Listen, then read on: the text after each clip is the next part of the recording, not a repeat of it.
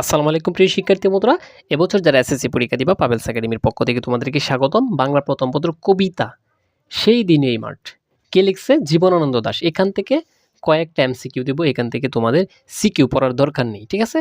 মানে কি সৃজনশীল পড়ার দরকার নেই, শুধুমাত্র এমসিকিউর জন্য কয়েকটা এমসিকিউ দিব, মোস্ট কমন যেগুলা, ঠিক আছে? কথা না বাড়িয়ে একদম ফ্রেশ একটা মাইন্ডে আমার ভিডিওটা দেখো, যাতে করে পরীক্ষার রাত্রে দিন দেখলেও তুমি যাতে ভালো একটা রেজাল্ট হয়ে যায় এবং সরাসরি যাতে কমন পেতে পারো।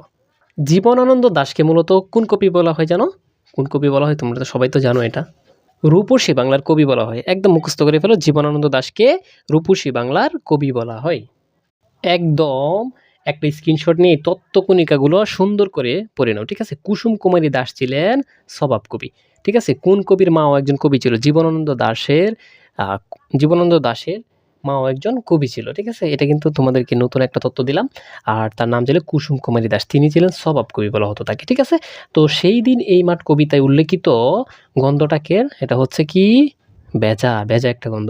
শিশিরের জলে ভিজবে, এটা কি? চালতা ফুল। চালতা ফুল সবাই দেখছো তো? চালতা ফুল, চালতা একটা ফল কিন্তু, ঠিক আছে? এটা দিয়ে আচার বানায়।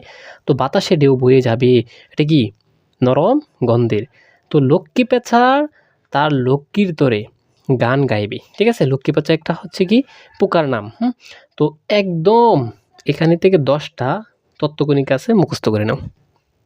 অনেকে কিন্তু পড়ার টেকনিক বুঝে, অল্প সময়ে তুমি ভালো কিছু, মানে 1 ঘন্টায় তুমি 10 ঘন্টা পড়তে পারবে যদি তুমি পড়ার সিস্টেমটা বুঝে নাও। এই যে এই কবিতার আগে তত্ত্বকণিকাগুলো পড়ো, তাহলে মোটামুটিভাবে একটা কবিতার ধারণা হয়ে যায় কিন্তু, ঠিক আছে? তো এখন আমি কিছু জ্ঞানমূলক দেবো তোমাকে। কেয়া নৌকাগুলো কোথায় এসে লেগেছে বলো তো? কেয়া নৌকাগুলো চরের খুব কাছে। চর মানে কি বলো? চর তো বুঝো, মানে একটা উঁচু স্থান, এটাকে বলা হয় চর, ঠিক আছে? তো লক্ষ্মী পেঁচার কণ্ঠে কি ধ্বনিত হয় মূলত? এটা হচ্ছে মঙ্গল একটা বার্তা। মঙ্গল মানে কি? মঙ্গল শব্দের অর্থ হচ্ছে কি জানো? সুসংবাদ বোঝায়, ঠিক আছে? কুসুম কুমারী দাস কেমন ছিল? স্বভাব কবি ছিল। আমি কিছুক্ষণ আগে পড়িয়েছি, দেখছো? এই যে দেখো, কবি জীবনানন্দ দাশ বাংলাদেশকে কি রূপে দেখিয়েছেন, ঠিক আছে? এটা কি দেখছে? এই যে অনন্য রূপসী। এই জন্য বলছিলাম যে জীবনানন্দ দাশকে মূলত রূপসী বাংলার কবি বলা হয়। চালতা ফুল কিসের জলে ভিজবে বলতো? শিশিরের জলে। সেই দিন এই মাঠ কবিতায় বর্ণিত ফুলের নামটা কি? চালতা ফুল, ঠিক আছে? তারপর দেখো তো, লক্ষ্মী পেঁচা কার জন্য গান গাইবে? লক্ষ্মী পেঁচা হচ্ছে লক্ষ্মীটির জন্য গান গাইবে। চারদিকে কেমন গন্ধ? বিজা। এটাকে বলা হয় মানুষের ভাষা বিজা, আমরা বিজা বলি না, এটা বইয়ের ভাষা হচ্ছে বিজে, ঠিক আছে? সো মাত্র 14টা এমসিকিউ সুন্দর করে পড়ে নাও। এই যে, ঠিক আছে? 15টা সুন্দর করে পড়ে নাও। দেখো, এখন আমরা এমসিকিউ চলে যাব।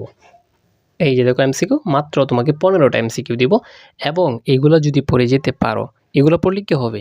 যাদের মূলত পাশের দরকার 100% কমন পড়তে পারে। 30টা থেকে যদি আমার সাজেশন থেকে 25টা কমন পড়ে যায়, 5টা না তুমি অযথাই দিলা, হয়ে যাবে কিন্তু, ঠিক আছে? A+ এসে যাবে।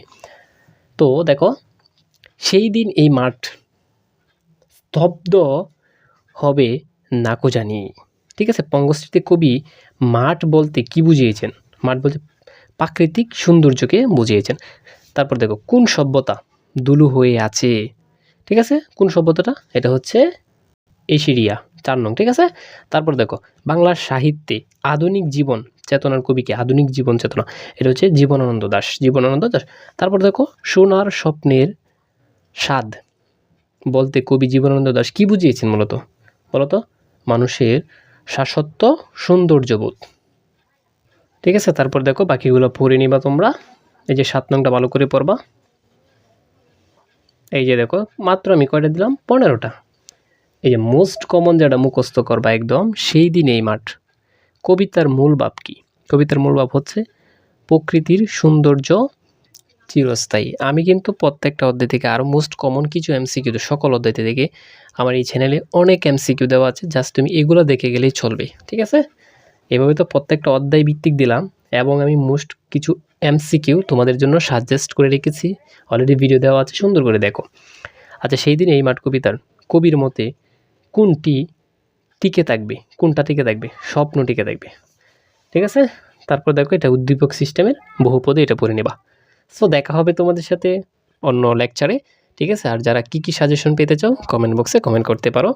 আর আমার ৫১০ টাকার এই বছর যারা এসএসসি পরীক্ষা দিবা ৫১০ টাকার গণিত আর হচ্ছে ইংলিশ ১০০% পাসের গ্যারান্টি কোর্সে ভর্তি হতে চাইলে এখনই ভিডিওর ডিসক্রিপশন বক্সে নাম্বার দেওয়া আছে, হোয়াটসঅ্যাপে যোগাযোগ করতে পারো।